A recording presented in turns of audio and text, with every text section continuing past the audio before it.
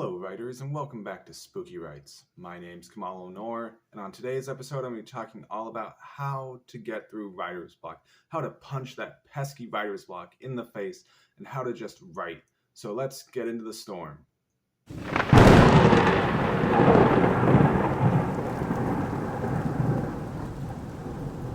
Okay, writes. So last week I talked a lot about ways to get unstuck as an author, and I said that I wanted to find writer's block as being separate from that of feeling stuck as an author, because I personally feel that writer's block is often romanticized, especially in movies, and a lot of people use writer's block as a catch-all for people who want to write but are unable to write. And for me, I define writer's block as being separate from that of feeling stuck as an author, because feeling, again, in my past video, feeling stuck as an author can apply to many different facets of your writing growth. It can apply to just feeling stuck with a scene, feeling like your characters aren't fully developed enough to where you're able to understand their motivations, to where you're able to know what the purpose of your characters being in the story might be in the very beginning.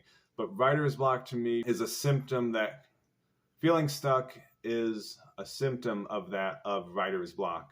So if we define writer's block as being the disease of feeling like you're stuck as an author, writer's block to me stems mainly from the idea that we feel so much stress about the topic of writing. And for me, a lot of people feel a lot of pressure in regards of their writing. They feel like it has to be perfect the very first time they write it down. Otherwise, what's the point of writing at all? If it's not going to be perfect, there's no reason to be writing it in the first place. So a lot of people will get it into their head that I'm not writing what I want it to be. It's not what it's supposed to be in my head, and it needs to be better. It needs to be something more grand. It has to be more grandiose. It has to be this big sweeping moment, and I'm not able to write this big sweeping moment, or whatever it is.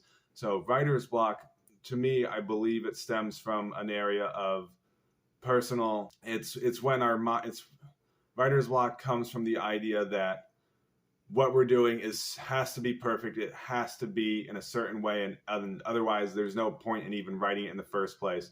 It might also be that you are struggling with this idea of your characters. You're very much struggling with having your characters be fully fleshed and developed. And I've heard people describe their writing at times, it feels like they're just kind of moving chess pieces, if you will, around a chessboard. Their characters get picked up, they go here, they do some stuff, then they get picked up, they move here, and they just go there. And it's kind of like shuffling pieces around, like moving pieces around a chess game. This block very much comes from this idea that it has to be perfect, and it's putting a lot of extra stress on you as an author. It's when we get too wrapped up in our own work to be able to free ourselves from the idea that when we're writing, there shouldn't be so much stress, especially in that rough draft stage. In your rough draft stage, you should feel yourself being freed up, because there's a really great Neil Gaiman quote where he said that no one's going to see your rough draft. No one even cares about your rough draft, because at the end of the day, what you should be submitting to publishers, what you should be submitting to magazines, to agents, is you should be submitting your final drafts. So rough drafts, a great way to overcome and a great way to battle through and to overcome writer's block is to stop putting so much pressure on yourself as an author for it to be perfect the first time. No author has ever submitted their rough draft and it's never been perfect the first time. Writing is sloppy. Writing is supposed to be messy. The first draft, maybe even the second or the third draft, it takes time. You have to just keep writing. So make sure you stay through this whole video, because I'm going to give you a excellent tip I'm going to give you a writing practice that you can feel anytime that you feel like you are too stressed and too overwhelmed, that you are suffering from this concept of writer's block, and you're just too in your head and you're too wound up. You're like, I can't write anything because it has to be perfect. So just make sure you stick around to the end of the video, because I will be providing you with a tool. I will be providing you with a way to practice getting yourself out of writer's block, about easing off that tension, about easing off the stress that you are feeling as an author.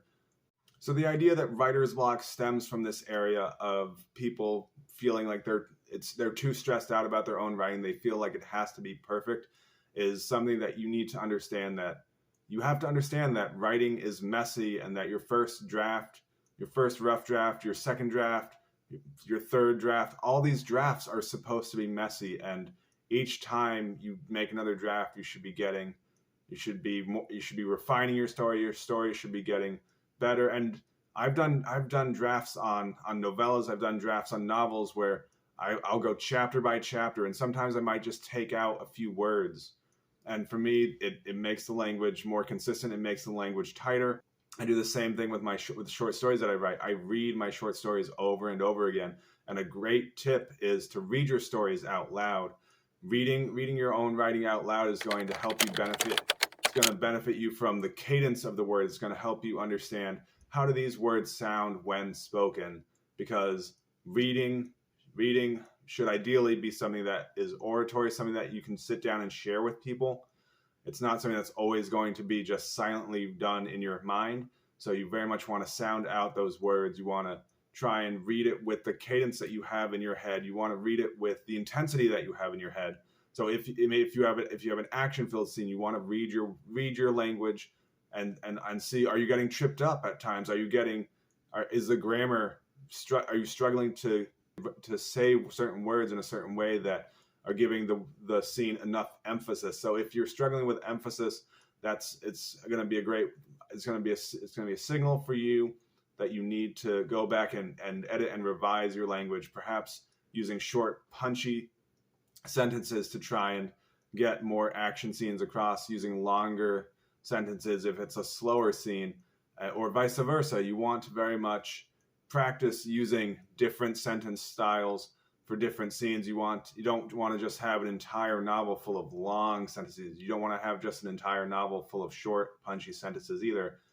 You should have a give and play, and it's going to come down to your own styles. But writer's block comes down to when you put too much pressure on yourself as an author to do it correctly, and too much stress on yourself as an author. And I've been publishing for over 10 years at this point, and I still get excited when I get acceptance letters. I still get excited to see my name in print, and it's one of the biggest joys that I feel in terms of a writing career is just the act of writing. And the more that you practice writing, and that's why I highly, highly recommend that you work on short stories, because short stories are going to allow you to see the story as a whole in a much quicker time frame than that of working on long, lengthy novellas. Because long, lengthy novels and novellas are fine, they're wonderful, they're great, but short stories are going to be the best way for you to practice those minute scenes. And those minute scenes is what makes up novels. They're the things that make up longer pieces. It's putting one sentence after another, and that sentence becomes a paragraph. Those paragraphs equate to a chapter, and that chapter, one after the other, equals an entire novel. So if you can master short scenes, which I highly recommend you use short stories to practice your scenes, and try and vary up your short stories. Don't set all your short stories in the same haunted house. Don't set your stories on the same planet. Play around with it. Try and come up with unique, interesting stories that jump around a little bit. And short stories are a great way to practice. And so these are all great. And the more writing that you do, the more that you get into the habit of simply letting your critical mind shut off and just writing for the sake of writing, and not feeling like there's any pressure, not feeling like there's not any stress. And when I was writing in school, I was writing to deadlines. I was working on papers. I was working on essays. I was doing all this writing specifically for classes, but I also made a point to every single night I would stay up till 1, maybe 3 in the morning, almost every single night writing. And it was writing just for the sake of writing. This was writing that I wasn't going to be showing to anyone. This was writing that was just personal to me. And by writing stories and writing and practicing writing that is just meant for you, it's going to help you ease up on the tension that you feel as a writer to do it perfectly the first time, because there is no limit to the numbers of drafts that you can do. A lot of times people will talk about the rough draft, the first draft, the second draft, and then the final draft. You can do a fourth, a fifth, 7, 8, 9, 10, 11, 12 plus drafts. It doesn't matter, because the only draft that you should be submitting to publishers, the only draft that you should be submitting to agents, the only drafts that you should be letting anyone see the light of day of is that of your final draft. So, quoting Neil Gaiman, no one cares about your rough draft. No one should see your rough draft. You should only present your writing when it's at the level that you expect your writing to be. You should only present your work when it's finished, when it's polished, and that's going to mean that you practice grammar. It's going to mean that you pick up a book on grammar rules, because you need to understand the rules of writing. You need to understand how a comma works, how to use a semicolon, how to use all these grammatical tools that are at your disposal. And as you add these tools to your tool belt, you'll become more proficient as an author. And you might find that you have to do fewer drafts over time, but writer's block is something that can deter a lot of people from the act of writing. So writer's block is something that can deter a lot of people from the act of writing. It's something that can just kind of stop people in their tracks. And so especially if you're feeling like you're on a roll, and I'm going to tell you that I've gone months, I've gone fairly long lengths of times where I have not been able to write anything. But I would not call that time writer's block. I would not say I was stifled. I would not say that I was hindered. What I needed to recharge. I needed to let the well of creativity fill up again. I remember when I graduated from my MFA program, it took me probably 3 months before I was ready to start writing again. Before I was like, I am itching to sit down, and I am itching just to start writing. And I use the simple tip that I'm going to give you right now to help get back into the habit of writing, because we can get so stuck in our heads that it becomes impossible for us to write. And that's writer's block. And the key is when we get too caught up in our own heads and feel like it has to be perfect the very first time. So my big tip, my writing exercise that I like to use to punch through, to break that writer's block, and just to get back into the habit of writing is to take a character on a walk. So it can be you can use any name, you can use your own name. You can even just use the pronoun of I. You can say, I walked to the end of the road. I picked up the mail. I went home. I opened little letters.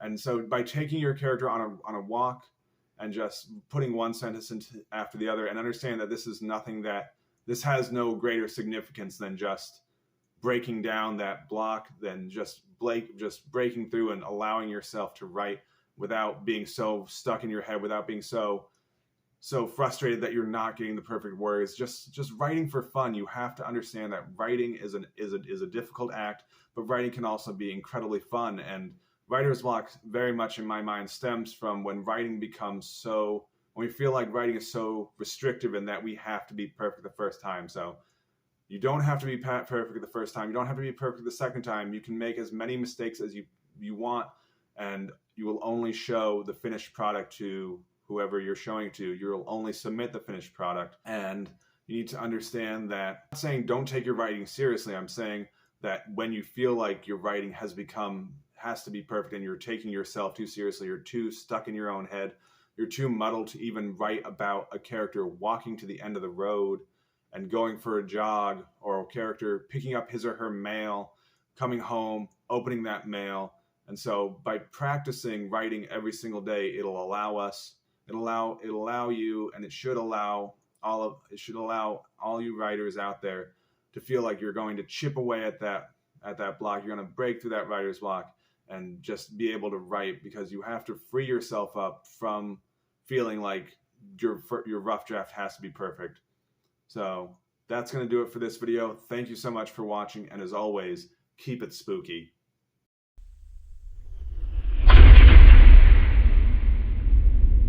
And then, of course, here's your writing bonus for sticking around to the end, and it's going to be practicing the writer's tip that I gave you in the video. So I'm going to use the name John. So John walked out of his house. He walked to the end of the road, and there he did blank.